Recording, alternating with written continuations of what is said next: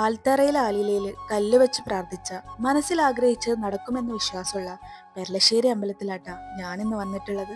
ഇവിടുത്തെ ആ അമ്പലക്കുളവും അതിലെ മീനുകളും കണ്ണിനും മനസ്സിനും ഒരുപാട് സന്തോഷം തരുന്ന ഒരു കാഴ്ചയാണ്.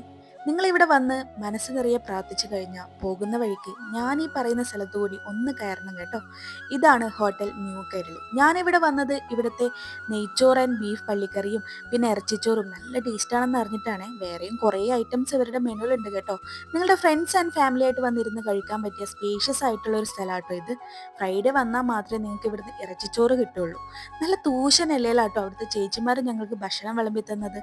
ഞങ്ങൾ നല്ല നാടൻ ഊണും ബിരിയാണിയും ബീഫ് പള്ളിക്കറിയും നെയ്ച്ചോറും ആട്ടോ ട്രൈ ആക്കിയത്. ആദ്യം തന്നെ ഞാൻ എടുത്തത് ബീഫാണ്.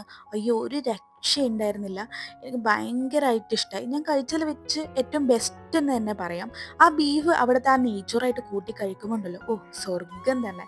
പിന്നെ ചിക്കൻ ബിരിയാണി. ചിക്കൻ ബിരിയാണിയിൽ കുറേ മസാല ഉണ്ടായിരുന്നു, എന്നാലും അത് അതിൻ്റെ ടേസ്റ്റിനെ ബാധിച്ചേ ഇല്ല. നല്ല പൊള്ളി ടേസ്റ്റ് ആയിരുന്നു. ഒരു കല്യാണപ്പുരയിൽ നിന്ന് നമ്മൾ കഴിക്കുന്ന ബിരിയാണിയുടെ അതേ ക്വാളിറ്റി ഉണ്ടായിരുന്നു കേട്ടോ. നല്ല കിടിലൻ ടേസ്റ്റാണ്. നിങ്ങൾ മസ്റ്റായിട്ട് ട്രൈ ചെയ്യണം. പിന്നെ കുറേ മീൻ പൊരിച്ചതും വേറെ കുറേ ഐറ്റംസ് അവിടെ ഉണ്ടായിരുന്നു കേട്ടോ.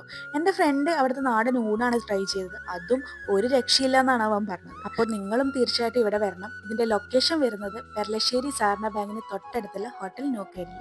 അപ്പോൾ നേരെ വിട്ടു.